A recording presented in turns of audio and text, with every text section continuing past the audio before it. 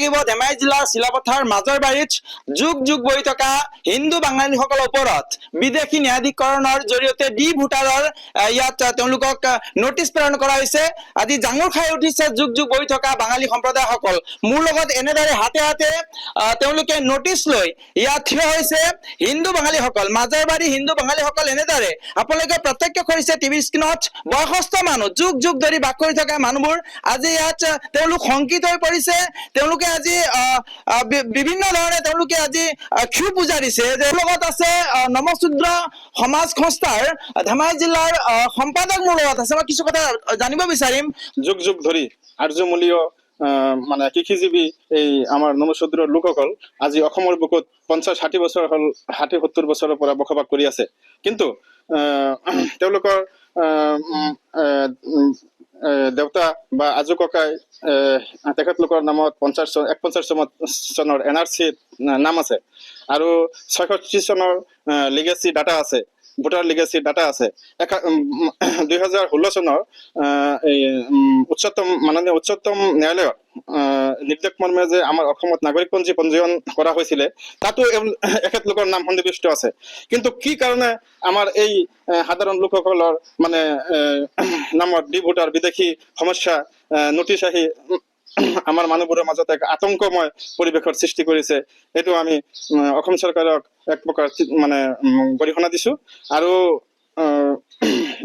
আগন্তুক দিনত আমাৰ এই ডি ভোটাৰ সমস্যাটো যাতে এনেকুৱা তাৰমানে নোটিছবোৰ আহি থাকিব নালাগে বা প্ৰকৃত মানে প্ৰমাণ পত্ৰ থকা সত্ত্বেও যদি তাৰ এই মানুহখিনিৰ নামত এনেকুৱা মানে ডি ভোটাৰ কিবা বিদেশী নোটিছ আহি পেলাই মানুহ সাধাৰণ এই খাটি খোৱা নিৰক্ষৰ মানুহসকলৰ ওপৰত যে জোৰ জুলুম হৈছে, এইটো বহুত মানে আমি বেয়া পাইছো। বা আমাৰ সমাজেও, আমাৰ বিশেষকৈ আমাৰ নমশূদ্ৰ সমাজ মানে সমাজৰ লোকসকলেও মানে ই বহুত দুখ প্ৰকাশ কৰিছে। তো আমাৰ এই মাজৰবাৰী অঞ্চলত আমি যে হিন্দু বাঙালী বসবাস কৰিছো, তাৰ মাজত শতকৰা 80জনেই আমাৰ নমশূদ্ৰ সম্প্ৰদায়ৰ লোক হয়। আৰু বিশেষকৈ আমাৰ এই নমশূদ্ৰ মানুহখিনিৰে মানে এই সমস্যাটো মানে দেখা দিছে। কিন্তু এওঁলোকৰ প্ৰত্যেকৰে 1971 চনৰ আগৰ অহা মানুহ বা 1941 চনৰ যিখন NRC আছে, সেইখন NRCটো এওঁলোকৰ মানে আজু ককাহঁতৰ নাম সন্নিৱিষ্ট আছে।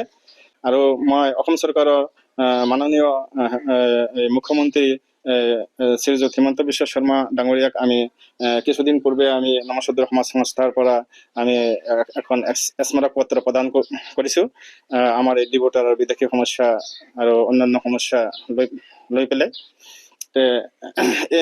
আমি মাননীয় মুখ্যমন্ত্ৰী ডাঙৰীয়াক একটাই অনুৰোধ কৰিছো যে আমাৰ এই অতীজৰ পৰা অসমত মানে বসবাস কৰি থকা লোকসকল, এওঁলোকৰ প্ৰত্যেকৰে ধৰ 66 বা 51 বা 71ৰ আগৰ অহা মানুহ আৰু ৰাষ্ট্ৰীয় নাগৰিকপঞ্জীত এওঁলোকৰ নাম সন্নিৱিষ্ট আছে। হয়, ক'ব লাগিব তেওঁলোকে স্থায়ী সমস্যা সমাধানৰ কথা কৈছে। কিছু কথা জানিব প্ৰয়াস কৰিম। আপুনি এয়া কি লৈছে? নোটিছ। আপুনি কেতিয়াৰ পৰা আছে ইয়াত? ইয়াত মই আছো জন্ম ইয়াতে। ইয়াৰ পূৰ্বে আপুনি ভোটাধিকাৰ সাব্যস্ত কৰিছে নাই? কৰিছো।